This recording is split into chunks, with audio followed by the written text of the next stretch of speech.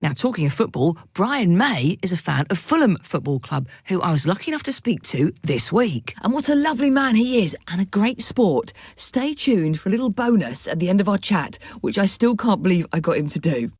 A-side. Hi, Brian, how are you? I'm good, thank you, Leona. Always good to see you. It's great to have you on the podcast, and got a few questions for you today.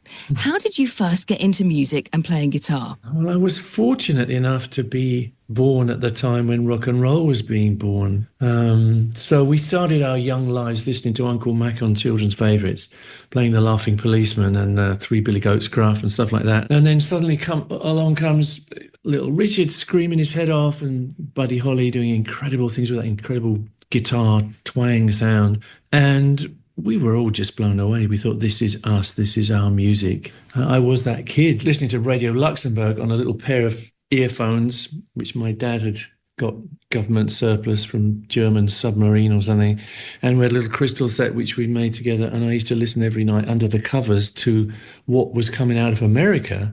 And it eventually managed to get into British radio, but it took a while. There it was. It was there, and it was like the voice of our generation somehow, irresistible. And who inspires you musically back when you started? I think most of all Buddy Holly and the Crickets. I was just blown away. I still am. I still get chills up the spine when I hear like Maybe Baby. It was so breathtakingly new, but also had this haunting beauty with those harmonies. And I've done my own versions of some of those songs, but they're always there inside me. Buddy Holly had a very short career. He had like 2.5 years of being a rock star.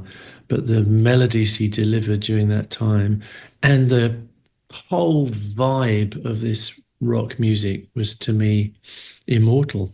And it's definitely still part of what I do. Yeah, you mentioned melodies there, and of course, they were new then. Is it harder to do melodies now? Because every melody must exist. You know, it's funny you say that. I find myself thinking that more and more. I thought it's just my age, Leona, but you're a young person.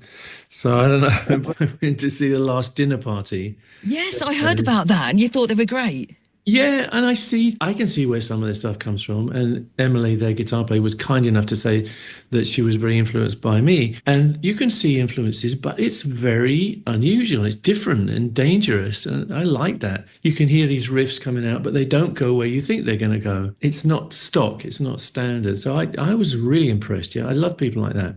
You've got a brand new version of Queen 1 out. And in your words, it's a rebuild, not a remaster. Tell us about it and why you're releasing it.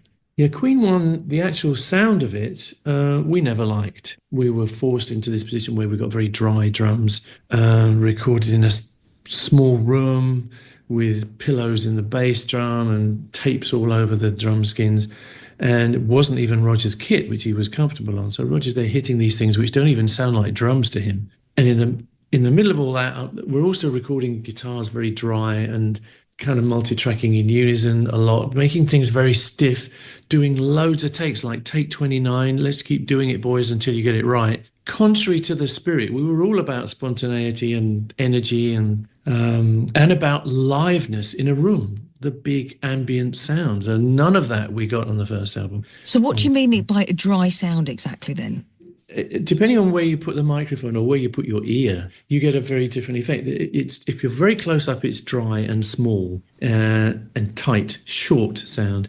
If you put the mic a long way away, like the other side of the room, a lot of the sound that you'll pick up is ambience, the sound that's kicking around the room. And that's what you wanted? You wanted some ambience? That's what we wanted, yeah. We wanted to, okay. Because if you're in a room with a drummer and he hits it, you're kind of enveloped by that sound. That's what we wanted. We wanted to be something you feel in your body. So we couldn't achieve that at the time. Now we've been able to use every hit, every note, every vocal and whatever exactly as it was, but added the kind of ambience that we would have wanted at the time. Because it went back in the charts last week, I noticed. Yeah.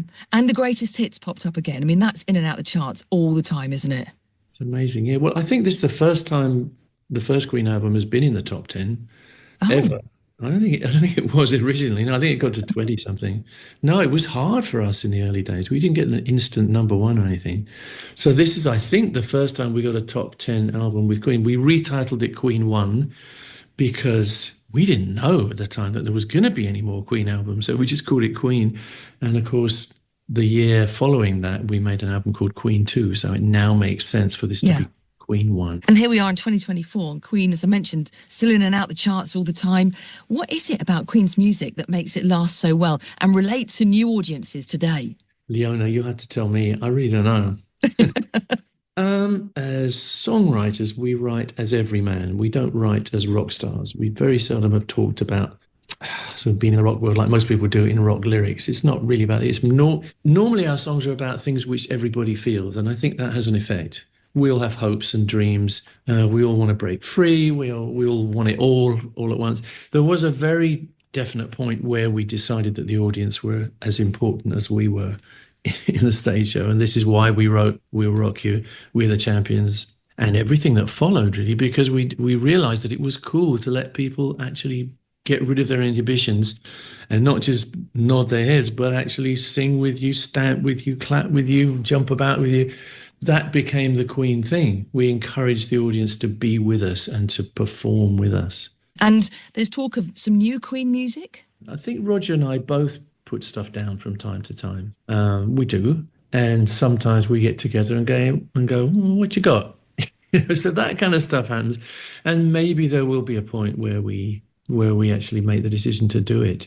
It's an odd feeling. There's a feeling of almost rebirth happening because we have exchanged all our future earnings from the past for a lump sum. That's what this, selling out to Sony is actually doing, But what it means is they own the copyrights in all the past, but we will own the copyrights in the future. So that in a way, that's a kind of invitation to create something. And I think we may be able to rise to that challenge in some way.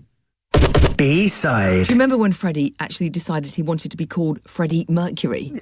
Well, there had been clues because in My Fairy King, he talks about Mother Mercury, what have you done to me? And he started wanting to wear kind of wings on his trouser legs.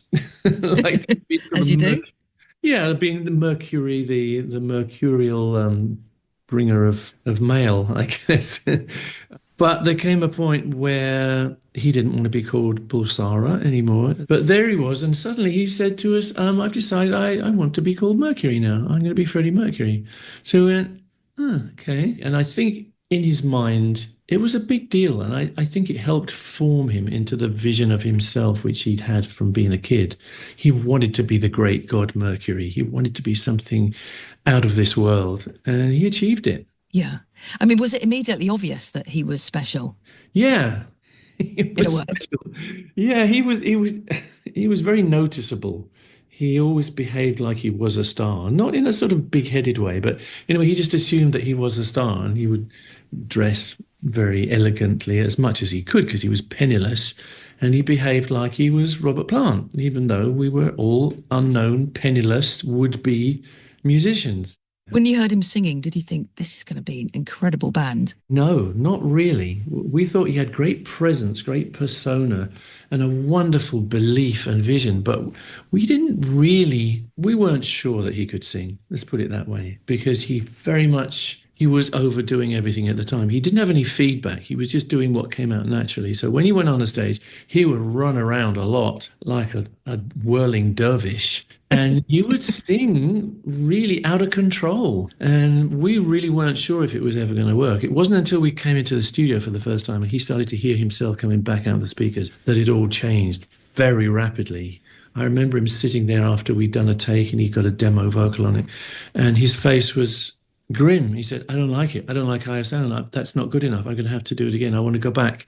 And he went back multiple times. Now, I did read that you were keen on using toy instruments like plastic pianos. Why was that? Well, there was this feeling like we wanted to use everything because some of the people we worked with when we were first allowed into a studio had these very rigid ideas. A piano has to be mic'd up this way. The guitar has to be recorded in that way. The drums have to be covered in tape, all that sort of stuff.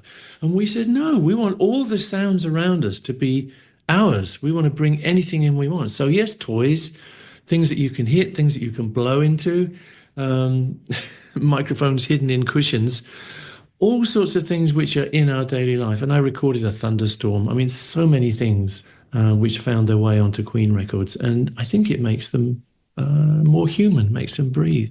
And of course, you are still involved in new music because you're on a new single with Talia Dean. Yep. So, how did you meet Talia? And tell us how it all began. I met her when she was a greeter for VIPs at the airport at Heathrow. And she's carrying my bags and sorting us out and getting us from the plane to the car or whatever. And she goes, "No, I'm a singer. I'm not really doing this. I only do this now and again. I'm really a singer. I write songs." I'm going, yeah, of course you do. Whatever. She sent me some stuff and I thought, oh, yeah, wow, she's got something. So what tends to happen is, I'm going to be very honest here. I'm generally busy doing stuff. I don't, Nat, look, I'm doing this and I'm doing that. I can't produce this next song of yours. So she goes, okay, fine. And she goes off and does it with someone else. And then I hear it and I go, oh no, okay, let me produce it. Because I can always hear things in my head that I want to put in it. She has that effect on me. So I can never actually say no in the end. So if somebody wants Brian May to produce their work, you just need to make sure you hear it and you won't be able to resist. Bonus tracks. First record you bought? Well, I'm going to cheat because my dad actually bought it for me, but it was Lonnie Donegan, Rock Island Line, which is all about bringing stuff, contraband, across a customs route. First gig you went to? First gig I went to was at the seaside with my mum and dad on holiday, and it was the Hollies. And it was amazing. I'd never heard a highly amplified guitar before, and Tony Hicks was playing his guitar, and it sounded like nothing I'd ever heard in my life. So different from the way guitar sounds on a record. And I wanted that sound. I wanted to make that searing, biting sound that he made. If you had to go back to the start and swap instruments, say, with one of your band members in Queen, what would you play instead of the guitar and why? I wouldn't play drums. Too much hard work. Yeah. Well, I suppose because melody is everything to me, melodies and chords and everything. Drums, I would feel frustrated. I think kind of like playing bass. I've done a lot of playing bass, and when I produce my own stuff, I very often like to play bass. My engineer Justin goes, "Oh, go on, get a bass player," and I go, "No, I like playing bass." One man show, play every instrument. Well, I don't know what else there is. I mean, I do play some keys. I was brought up playing the piano, which is really useful for me. But if you want the honest truth, I wouldn't swap with anyone. Yes. I just love the guitar. I love it. I love the sounds it can make. I love the sounds that it hasn't even dared to make yet. It's always new and exciting for me, the guitar. Love it. What's the best guitar solo ever written, in your opinion? Maybe The Key to Love, Eric Clapton. Oh, interesting choice. John Mayall blues album. Wembley Stadium or Madison Square Garden? Very difficult. Not the new Wembley Stadium. I don't like the sound. I think that's one of the most difficult places to get a good sound in the world. The old Wembley Stadium was pretty damn good, and we played it and loved it. Madison Square Garden, though, has a mystery, an energy which comes out of nowhere, and I think it has to be one of the most highly charged places you could ever play. Favourite album by Queen? Ooh, probably Made in Heaven, the very last one that we made once Freddie had gone. It's got a lot of Freddie in it. It's got a lot of grown-up thoughts and ideas and sensitivity, and it does rock. And we made sure that Freddie's spirit was in it very good and strong. And I think our art is at its best, strangely enough, yeah.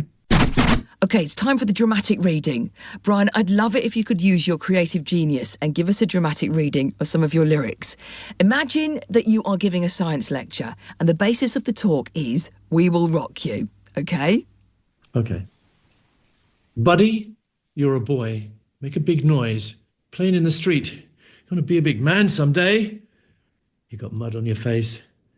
Big disgrace. Kicking your can all over the place.